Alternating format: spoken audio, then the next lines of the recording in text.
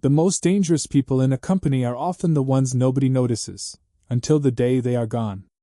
Every weekday before sunrise, Nathan Carter's alarm rang at 5:15 a.m., not because he loved early mornings, but because someone depended on him long before Atlas Freight Systems ever did. His 12-year-old daughter, Emily, shuffled into the kitchen wearing fuzzy slippers while rubbing sleep from her eyes. Nathan smiled as he poured pancake batter onto the skillet. The tiny apartment smelled of coffee and maple syrup, a simple comfort that made every difficult day feel manageable. Their mornings followed the same quiet rhythm. Emily packed her school bag while Nathan checked the weather forecast and reminded her to bring a light jacket for the cool autumn afternoon. She laughed when he insisted on slipping an apple into her lunchbox, pretending she was already too old for it. He knew better. Before leaving, Emily hugged him tightly. "Have a good day, Dad." Nathan answered with the same words he had spoken every school morning since his wife passed away 5 years earlier. "You too, sweetheart. Keep being kind." 40 minutes later, Nathan stepped into Atlas Freight Systems headquarters, a sprawling logistics company that moved millions of packages across North America every week. Thousands of employees filled the building, but few noticed the quiet engineer carrying an old leather notebook, a stainless steel coffee mug, and a faded backpack. He greeted the security guard by name before disappearing into the Operations Infrastructure Center, where enormous digital maps covered entire walls with blinking routes, warehouses, and transportation hubs. Most executives believed those colorful dashboards represented a perfectly automated network. Nathan knew differently. Every blinking light hid years of adjustments, forgotten workarounds, undocumented relationships between aging systems, and countless invisible decisions that prevented small problems from becoming national disasters. Before most employees finished their first cup of coffee, Nathan had already corrected a warehouse synchronization delay in Denver, adjusted routing priorities after unexpected weather in Minnesota, repaired a billing mismatch affecting dozens of overnight shipments, and quietly restored communication between two aging inventory databases. No celebration followed. No email thanked him. The dashboards remained green, exactly as management expected. That was the strange reward for preventing problems. Success looked identical to doing nothing at all. Around noon, younger engineers crowded around expensive AI monitoring software that generated colorful performance reports. They admired predictive graphs and automated recommendations while Nathan quietly reviewed handwritten notes he had updated for nearly 15 years. Those notes contained patterns no software recognized because they had been learned through experience rather than algorithms. Late that afternoon, whispers spread across the engineering floor. Atlas had officially welcomed its new chief executive officer. Claire Donovan entered the executive offices with confidence, carrying a reputation for aggressive modernization and measurable efficiency. Employees described her as brilliant, decisive, and fearless when making difficult changes. Nathan looked up briefly from his workstation as applause echoed through the building. Then he calmly returned to solving another invisible problem before anyone realized it existed. Above him, executives celebrated the arrival of a leader determined to transform the future.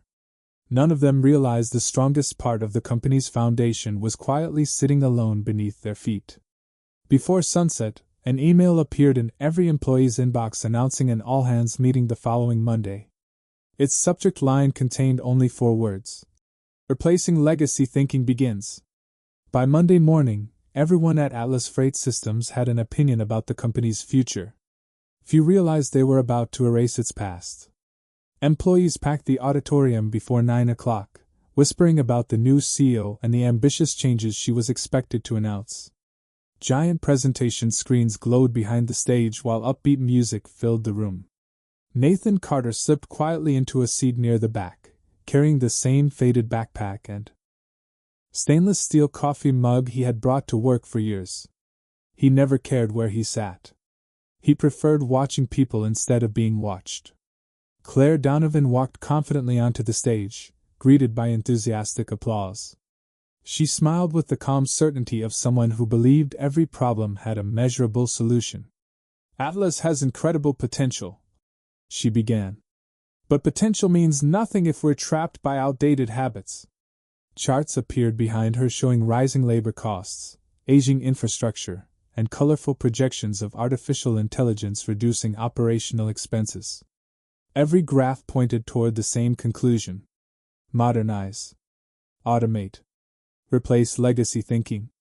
Executives nodded approvingly while department managers scribbled notes. Claire spoke passionately about bringing in elite consulting firms, advanced predictive software, and engineers with cutting-edge certifications. Experience matters, she said, pausing briefly.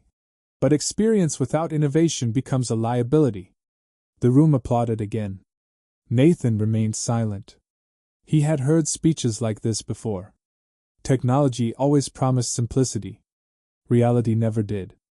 Over the following 2 weeks, unfamiliar faces filled the engineering floor. Young consultants wearing tailored suits moved confidently between conference rooms carrying sleek laptops and polished presentations. They spoke fluently about optimization models, cloud migration strategies, and machine learning forecasts. Their credentials were impressive. Their confidence was impossible to miss. Nathan greeted them politely whenever they crossed paths. A few introduced themselves. Most assumed he was simply another maintenance technician because they had never seen his name on executive reports. While consultants built elegant diagrams, Nathan quietly continued preventing problems that never reached the dashboards. He corrected shipment conflicts before sunrise, stabilized aging interfaces during lunch breaks, and updated undocumented routing exceptions late into the evening. Every invisible repair kept Atlas looking perfectly efficient. Ironically, the better Nathan performed, the easier it became for others to believe. His role no longer mattered. One Friday afternoon, an email from Human Resources appeared in his inbox requesting a private meeting at 4 o'clock. Nathan glanced at the subject line, closed his notebook, and calmly walked upstairs. The conference room overlooked the city skyline painted with the golden colors of late autumn. Claire sat beside the Human Resources director. A neatly organized folder rested on the table. Neither smiled. Claire spoke respectfully. Nathan, after reviewing our long-term modernization strategy, we've decided to eliminate several legacy engineering positions. Your role is among them. Nathan listened without interruption. He had spent 15 years solving problems inside Atlas. 15 years reduced to less than 3 minutes. The HR director slid an envelope across the table explaining severance, benefits, and transition assistance. Claire added, "This decision isn't about your dedication. We're moving toward a different operational model." Nathan nodded slowly. "I understand." He signed the paperwork, thanked them for the opportunity, picked up his faded backpack, his old leather notebook, and his stainless steel coffee mug. He did not argue. He did not beg. He did not remind them of the countless disasters they never knew had almost happened. As he reached the elevator, several younger engineers looked away, unsure what to say. Nathan simply smiled. "Take care of each other," he said before the doors quietly closed behind him. The first sign that something is wrong is almost never a disaster. It is usually something so small that everyone decides to ignore it. 3 weeks after Nathan Carter left Atlas Freight Systems, the atmosphere inside headquarters had completely changed. The engineering floor looked brighter, the conference rooms busier, and every executive presentation seemed filled with colorful charts proving the company was entering a new era. Claire Donovan received weekly reports showing higher efficiency scores, reduced labor costs, and faster software deployment cycles. The consultants congratulated one another. Their predictive dashboards displayed nearly perfect performance across the logistics network. Every meeting ended with applause and optimistic forecasts. To the board of directors, modernization appeared to be working exactly as planned. Yet beneath those impressive reports, tiny cracks had already begun to spread. On a Tuesday morning, a distribution center in Kansas reported a minor inventory mismatch involving only 7 pallets. A supervisor manually corrected the numbers and closed the ticket within 15 minutes. No one considered it unusual. The following afternoon, A warehouse in Phoenix experienced a brief delay synchronizing package scans with the billing database. The issue resolved itself after a routine system restart. Another ticket closed. Another green check mark appeared on the dashboard. 2 days later, a dispatcher in Ohio noticed that several overnight shipments were receiving inefficient routing recommendations, adding nearly 40 extra miles to delivery schedules. Drivers adjusted manually, assuming the navigation model simply needed more training data. The customers never noticed. Neither did senior leadership. Every problem seemed isolated. Every solution appeared simple. What nobody realized was that Nathan had once recognized invisible relationships connecting these seemingly unrelated events. He understood how one aging database quietly influenced another, how temporary workarounds created hidden dependencies, and why certain automated recommendations could never be trusted without human judgment. Those connections existed mostly inside his memory and inside the weather notebook that now sat on a bookshelf in his apartment. Meanwhile, life outside Atlas settled into a quieter rhythm for Nathan. Every morning he walked Emily to school before stopping at a neighborhood coffee shop where he occasionally helped local businesses solve technical problems on a freelance basis. The work paid less than his old salary, but it allowed him to eat dinner with his daughter every evening. Emily quickly noticed the difference.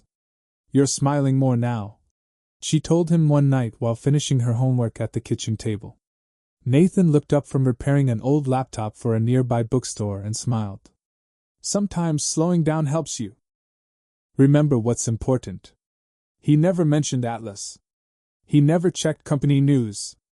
He assumed they were doing just fine without him. Back at headquarters, Claire approved another presentation celebrating the success of the modernization initiative. Investors praised the company's confidence. Industry publications highlighted Atlas as an example of digital transformation. Consultants received bonuses for exceeding early performance targets. Yet among the veteran engineers who had remained, quiet conversations began spreading through the office. They noticed unusual patterns that the dashboards refused to acknowledge. Tickets were increasing, but each one looked too insignificant to trigger concern. Small manual corrections became daily routines. Temporary fixes quietly replaced permanent solutions. Nobody panicked because nothing catastrophic had happened. Not yet. Late one Friday evening, a junior engineer stared at a recurring synchronization alert that had appeared for the 4th consecutive night. He frowned, unable to explain why deleting the warning never stopped it from returning. He clicked Resolve one more time before shutting down his computer and heading home. Behind the glowing monitor, the warning disappeared from the dashboard. The problem itself did not. Systems almost never collapse all at once. They fail one unnoticed connection at a time until every small crack suddenly becomes impossible to ignore. It began on a cold Wednesday morning, exactly 30 days after Nathan Carter left Atlas Freight Systems. At 6:42 a.m., a routing server processed an ordinary overnight update. The software completed successfully, at least according to every monitoring dashboard inside headquarters. Minutes later, however, several distribution centers began receiving conflicting routing instructions.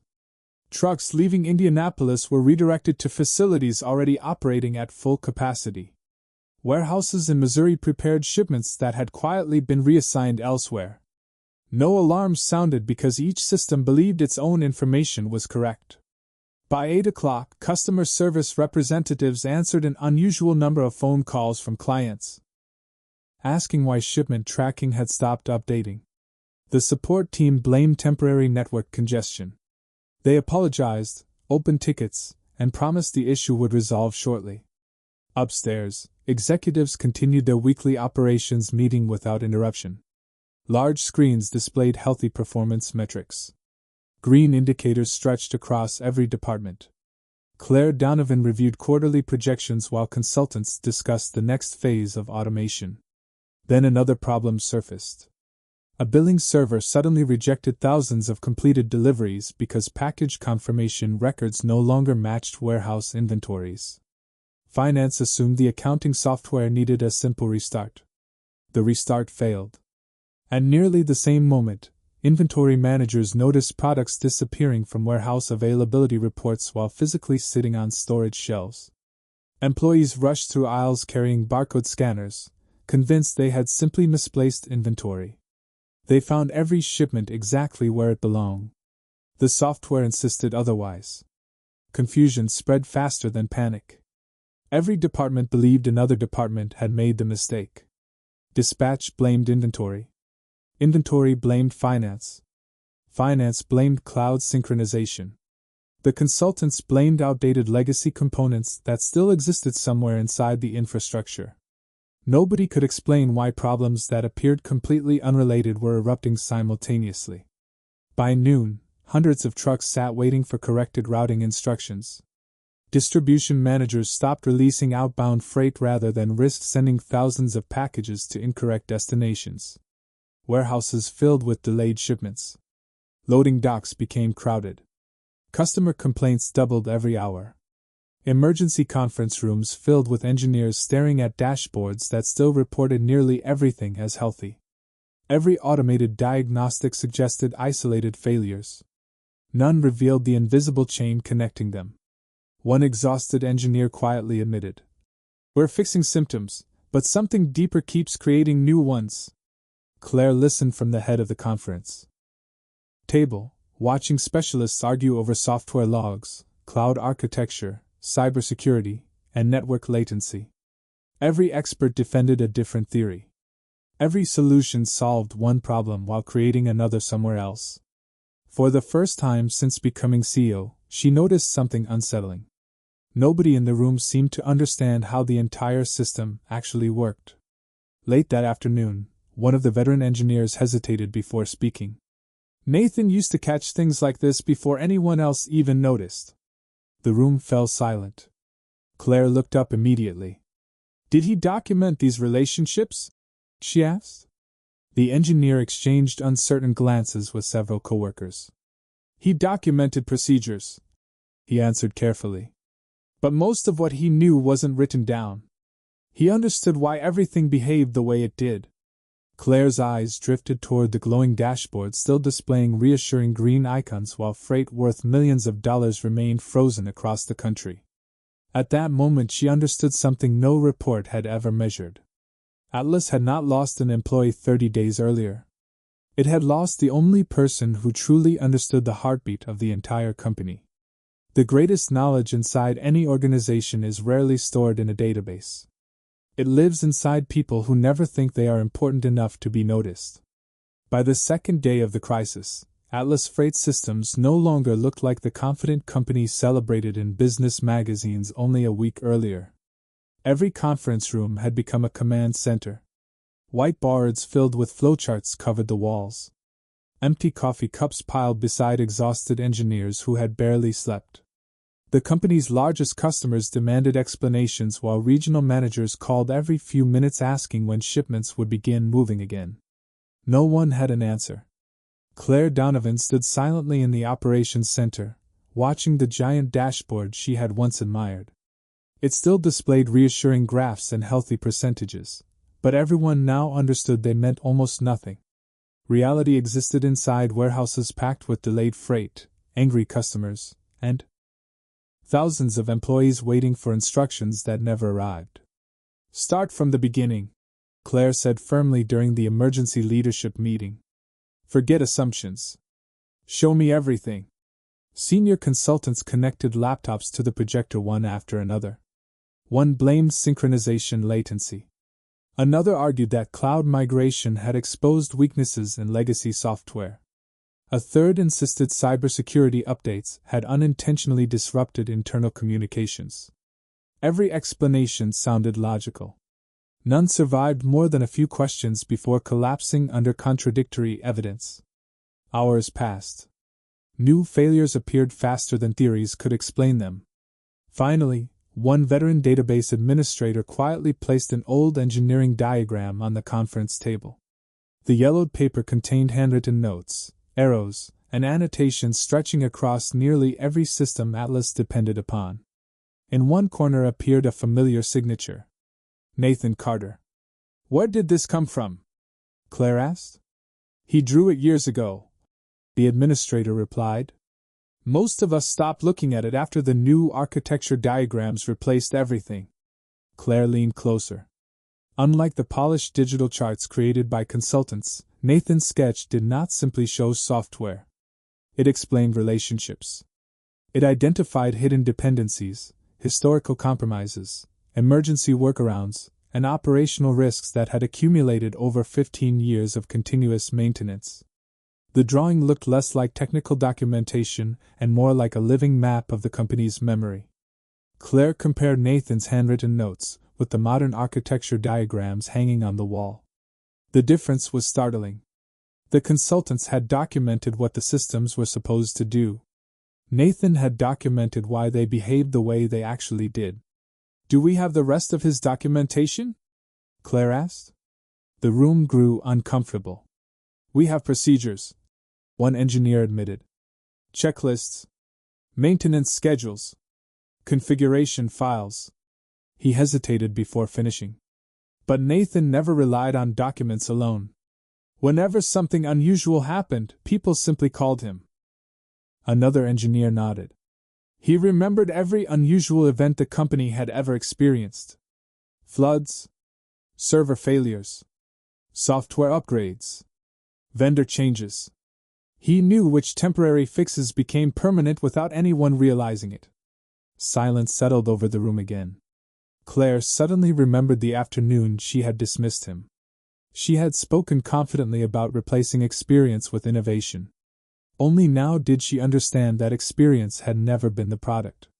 Understanding was. She slowly closed the folder containing the consultant's latest recommendations. "We've been trying to repair individual failures," she said quietly. But Nathan wasn't repairing machines. He was protecting an ecosystem that only he truly understood. No one disagreed.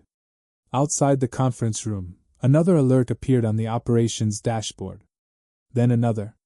Then another. For the first time since becoming CEO, Claire accepted a painful truth. Atlas did not need another consultant. It needed the man she had convinced herself was no longer necessary. Asking for help is easy. Admitting you were wrong is the part that costs the most. Claire Donovan stared through the glass wall of the executive conference room as another line of trucks appeared on the live operations map, all waiting for instructions that never arrived. Every hour the shutdown continued, Atlas Freight Systems lost customers, revenue, and something even harder to recover, trust. The board of directors had stopped asking for forecasts. They wanted solutions. "How long can we keep this going?" one board member asked over the emergency video call. The chief financial officer answered quietly. "Another 48 hours at most. After that, contractual penalties alone will become catastrophic." No one spoke for several seconds. Claire finally broke the silence. "Find Nathan Carter." The room remained still. Everyone understood what those 3 words meant. It was more than locating a former employee. It was admitting that the company's entire modernization strategy had overlooked the one thing no software could replace: human understanding. Human resources searched every contact record they had. Nathan had never changed his phone number, but when they called, the voicemail answered politely. He was helping a local business and had left his phone in his truck. Claire resisted the temptation to send another executive. This was her mistake. It required her apology. Late that afternoon, she drove alone across town to the small shopping district where Nathan had been spending his days. She expected to find him frustrated or bitter. Instead, she found him kneeling beside an old cash register inside a neighborhood bookstore, explaining to the elderly owner why her inventory system kept freezing every Friday evening. "There," Nathan said with a warm smile after finishing the repair. "It wasn't the computer. It was an automatic backup trying to run at the same time as your weekly reports." The owner hugged him gratefully. "You always explain things so I can understand them." Nathan simply smiled. Technology should make people feel less confused, not more. As the bookstore owner stepped away, Nathan noticed Claire standing quietly near the entrance. For a brief moment, neither of them spoke.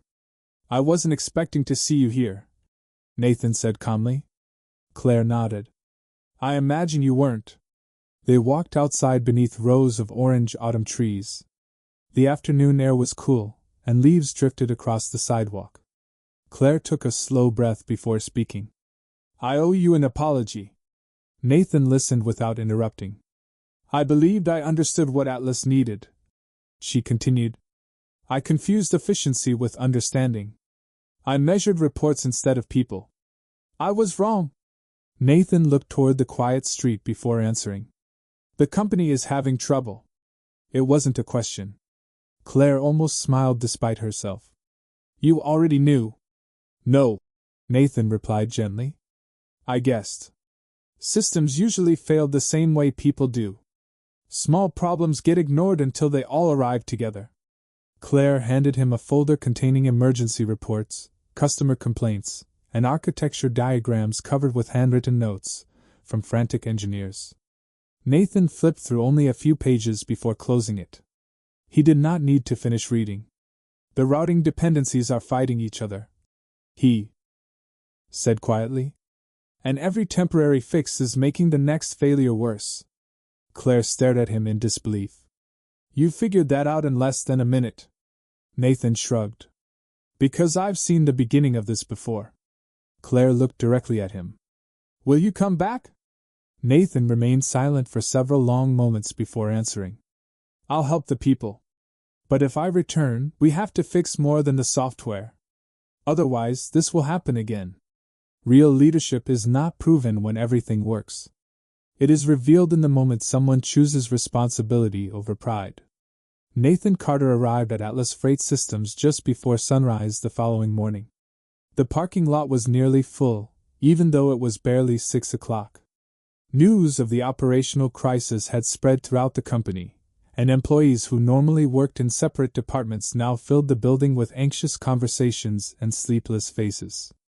As Nathan stepped through the front entrance carrying his faded backpack and old leather notebook, something unexpected happened. The security guard stood up and smiled. Good to see you back, Mr. Carter. Nathan smiled warmly. Good to see you too, Frank. Word traveled faster than any company email. Engineers quietly looked up from their workstations as Nathan walked across the operations floor. Some nodded respectfully. Others looked embarrassed, remembering how they had watched him leave without saying a word. Nathan greeted everyone exactly the same way he always had. Calmly. Without resentment. Claire met him inside the operations center. The giant wall of monitors was now filled with flashing alerts instead of reassuring green indicators. Where do we begin? She asked. Nathan did not answer immediately. Instead, he looked around the room. Every engineer was focused on a different emergency. Every screen displayed a different failure. That's the first problem, he finally said. Everyone is chasing symptoms. He walked toward the main display and unplugged several monitoring dashboards from the central projection. The room fell silent. For the next hour, he continued, ignore every automated recommendation. I want real observations from real people. Some consultants exchanged skeptical glances, but Claire spoke before anyone could object. Do exactly as he says. Nathan divided the engineers into small teams based not on job titles but on what each person actually understood. Warehouse specialists spoke directly with dispatchers. Database administrators sat beside customer service supervisors. Veteran mechanics joined software engineers. Information that had previously moved through endless reports now flowed directly between the people experiencing the problems. Within 40 minutes, patterns began appearing that no dashboard had detected. Nathan opened his old leather notebook. The pages contained years of handwritten diagrams, unusual failures, weather events, software updates, vendor changes, and tiny observations most people would have considered unimportant. He stopped at one page dated nearly 8 years earlier. Here, he said, pointing to a faded note. A similar routing conflict happened after a warehouse migration in Missouri. We solved it temporarily because the permanent fix would have interrupted peak holiday shipping. One engineer stared at the note in disbelief. That temporary workaround is still active. Nathan nodded. and now 3 newer systems depend on it without realizing why it exists. Suddenly the crisis became understandable. Every recent software upgrade had assumed old workarounds were unnecessary. In reality, removing one hidden connection had destabilized dozens of others. Don't remove anything else, Nathan instructed. First we stabilize the foundation. Then we rebuild it properly. Hour by hour, the atmosphere inside Atlas began changing. Panic gave way to purpose. Arguments disappeared. Teams communicated instead of competing. Claire watched quietly as Nathan never once raised his voice, never blamed anyone, and never reminded people that he had warned no one because no one had asked. By late afternoon, the first regional distribution center resumed normal operations. Then another. Customer tracking slowly returned. Trucks that had waited for 2 days finally began leaving loading docks across the country. For the first time since the crisis began, applause echoed through the operations center. Nathan did not celebrate. He simply turned another page in his notebook and said, "Good. Now let's fix the reason this happened, so no one has to rescue it again." A company does not truly recover when the computers start working again. It recovers when the people inside it begin working differently. 2 weeks after Nathan Carter returned, the emergency atmosphere inside Atlas Freight Systems had disappeared. Trucks moved on schedule.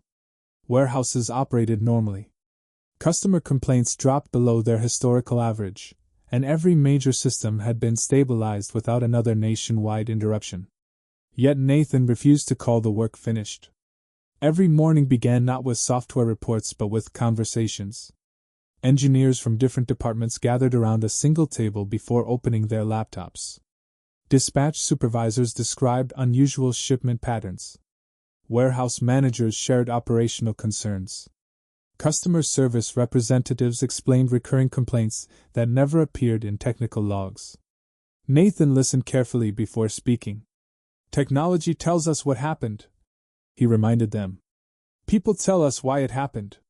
The meetings rarely lasted more than 20 minutes, but Claire noticed they prevented problems that once would have required days to solve. She also noticed something else. Nathan never positioned himself as the center of every decision.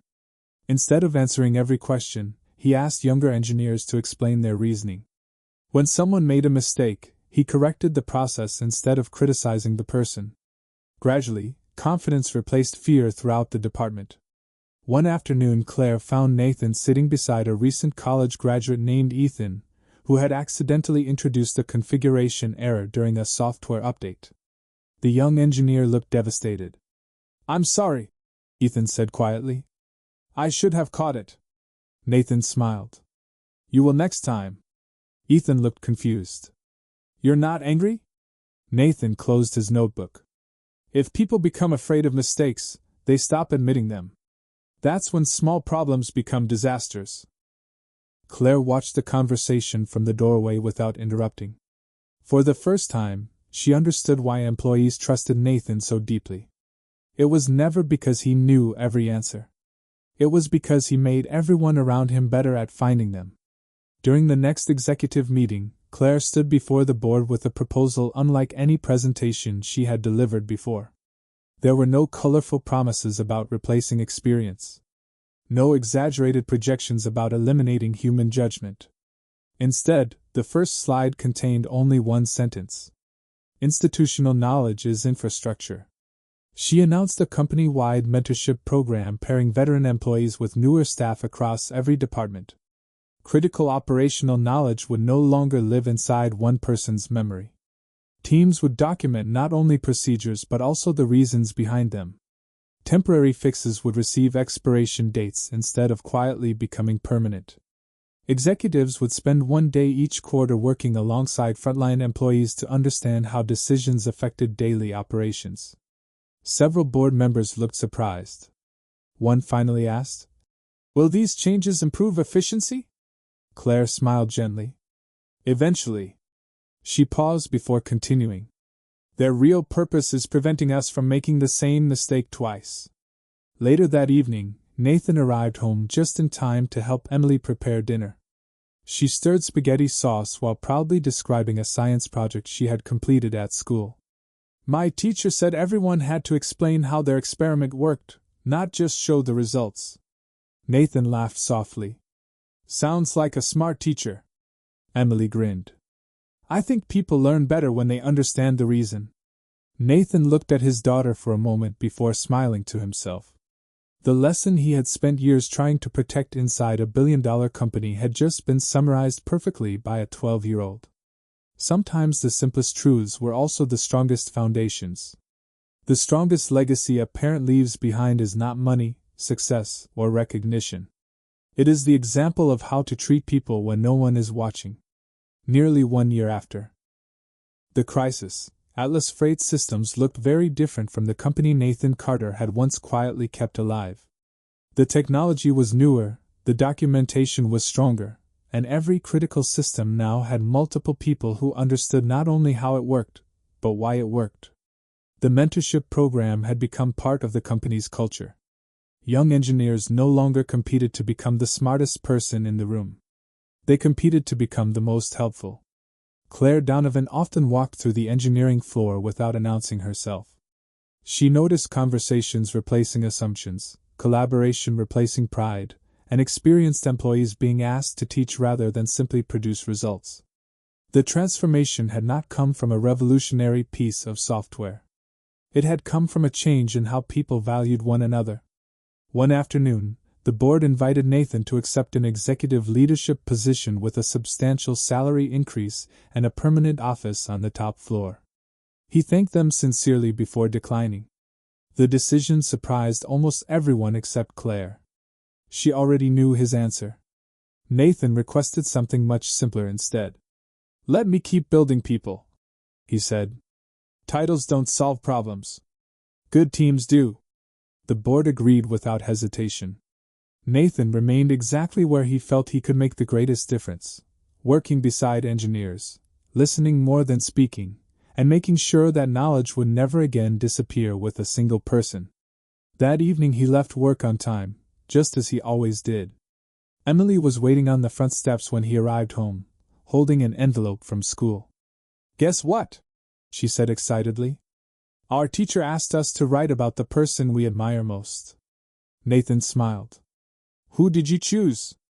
Emily handed him the essay without answering. He unfolded the paper slowly. The first sentence read, "My dad fixes computers, but that's not why I admire him." Nathan felt his chest tighten as he continued reading. "He helps people without making them feel small. He never tells everyone how much he knows. He teaches other people so they won't need him forever. I think real heroes make themselves less important by making everyone else stronger." Nathan quietly folded the paper before looking at his daughter. "That's a beautiful essay," he said softly. Emily shrugged with a smile. "I just wrote what I see every day." They sat together on the porch as the evening sun disappeared behind the neighborhood trees. Either of them spoke for several minutes. They did not need to. Inside the house, laughter drifted from the kitchen where dinner waited. Across the city, Atlas continued serving millions of customers without interruption. Most of those customers would never know the name Nathan Carter. They would never learn how close the company had come to failing or how one quiet father had helped rebuild it. And that was perfectly fine with him. Because the greatest victories are rarely the ones the world applauds. They are the ones that quietly change people's lives long after the applause has faded. In the end, Nathan was never the most powerful man in the company. He became something far more valuable. He became the reason the company no longer depended on heroes.